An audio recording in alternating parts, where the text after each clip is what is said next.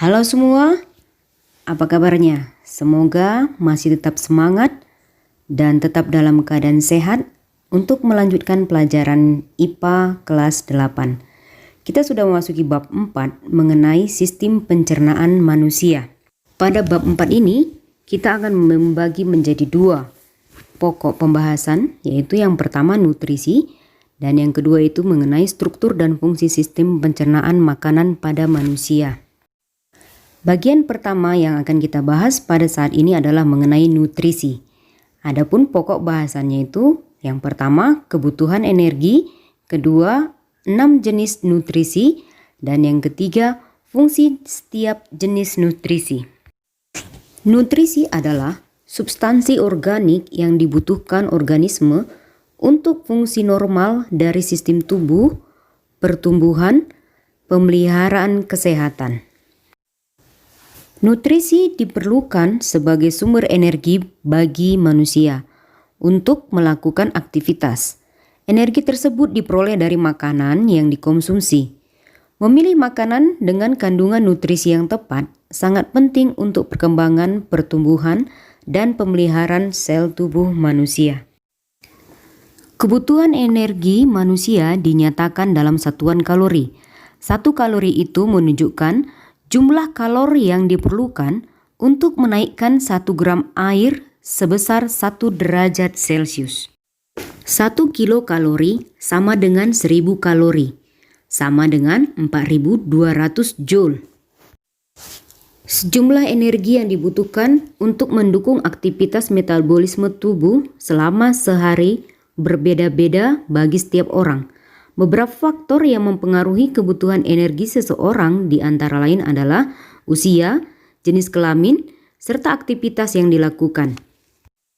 Berikut tabel yang menyatakan jumlah kalori yang dibutuhkan pada beberapa aktivitas. Semakin berat atau semakin banyak aktivitas yang kita lakukan, maka kalori yang dibutuhkan tubuh juga semakin besar. Berikut merupakan kebutuhan energi sehari-hari yang diperlukan oleh manusia berdasarkan jenis kelamin, umur, dan aktivitas yang dilakukan. Aktivitas ringan, sedang, dan berat. Jenis-jenis nutrisi yang diperlukan tubuh manusia. Makanan yang kita konsumsi sehari-hari harus mengandung 6 jenis nutrisi, yaitu karbohidrat, lemak, protein, vitamin, mineral, dan air. Karbohidrat, lemak, dan protein dibutuhkan dalam jumlah yang banyak, sedangkan vitamin dan mineral dibutuhkan dalam jumlah yang sedikit. Karbohidrat adalah sumber energi utama pada tubuh, yang sumbernya dapat berasal dari nasi, roti, sagu, jagung, ataupun kentang. 1 gram karbohidrat menghasilkan 4,1 kilokalori. Terdapat 3 jenis karbohidrat yaitu gula, pati, dan serat. Mengkonsumsi karbohidrat terlalu berlebihan dapat menyebabkan penyakit gula atau diabetes, yaitu kadar gula dalam darah. Kadar gula darah normal berkisar antara 60 sampai 100 mg per dl saat dalam kondisi tidak makan. Jika setelah makan, kadar maksimal kurang dari 140 mg per dl. Lemak merupakan salah satu komponen yang penting bagi tubuh karena dapat melarutkan beberapa macam vitamin dan merupakan cadangan energi yang paling besar. Lemak atau lipid diperlukan tubuh karena menyediakan energi sebesar 9,3 kilokalori per gram dan melarutkan vitamin A, D, E, K dan menyediakan asam lemak esensial bagi tubuh manusia. Selama proses pencernaan, lemak dipecah menjadi molekul yang lebih kecil, yaitu asam lemak dan gliserol.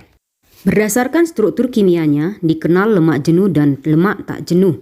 Lemak tak jenuh biasanya cair pada suhu kamar, yaitu 25 derajat Celcius. Minyak nabati serta lemak yang ditemukan dalam biji adalah lemak tak jenuh. Sedangkan lemak jenuh biasanya padat pada suhu kamar, ditemukan dalam daging, susu, keju, minyak kelapa, dan minyak kelapa sawit. Lemak jenuh yang berlebih dapat meningkatkan kolesterol darah yang dapat menyebabkan penyakit jantung dan stroke. Nutrisi yang ketiga itu adalah protein.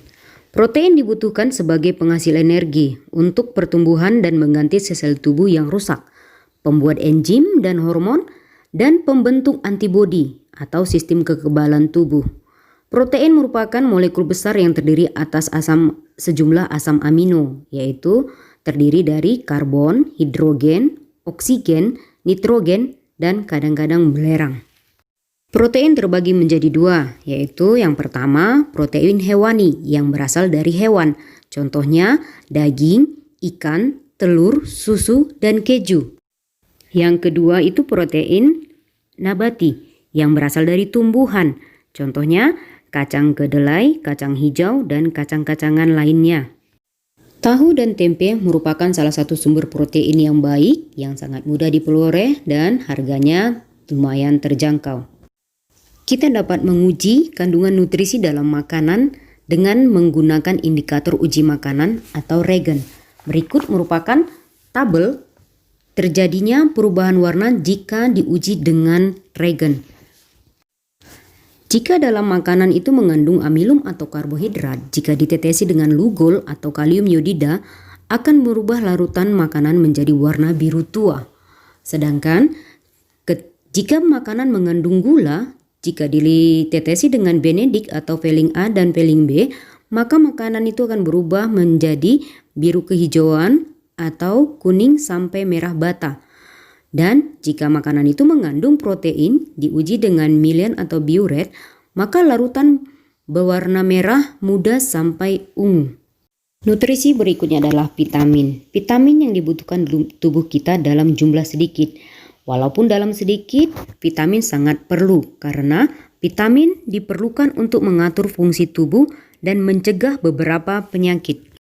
Vitamin dikelompokkan menjadi dua, yaitu vitamin yang larut dalam air, yaitu vitamin B dan C, dan vitamin yang larut dalam lemak, yaitu vitamin A, D, E, dan K, yang seperti sudah kita bahas sebelumnya tadi.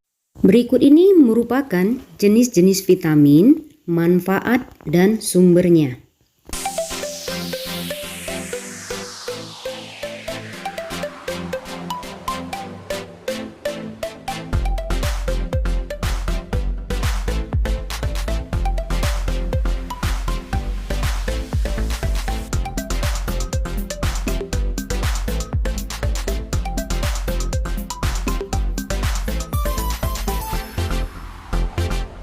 Nutrisi berikutnya adalah mineral.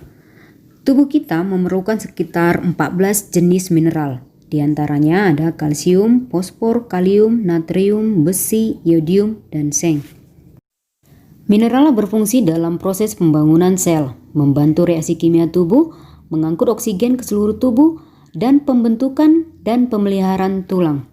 Berikut mineral yang dibutuhkan tubuh, kegunaan, beserta sumbernya.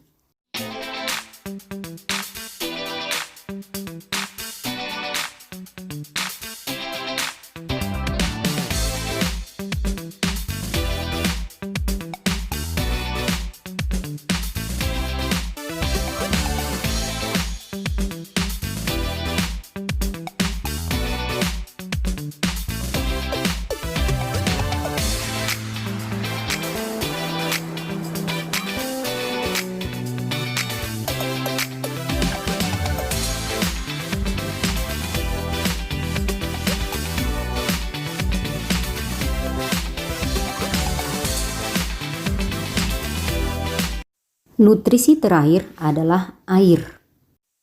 Air penting bagi tubuh untuk menjaga kelangsungan hidup, karena sel-sel tubuh membutuhkan air untuk beraktivitas. Sekitar 60-80% sel tubuh makhluk hidup terdiri atas air.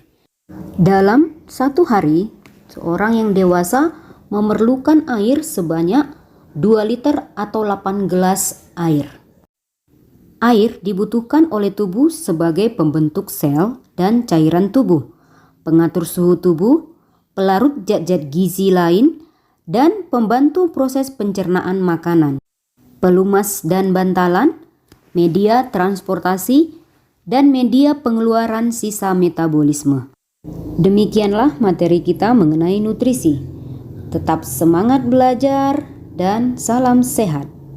Terima kasih.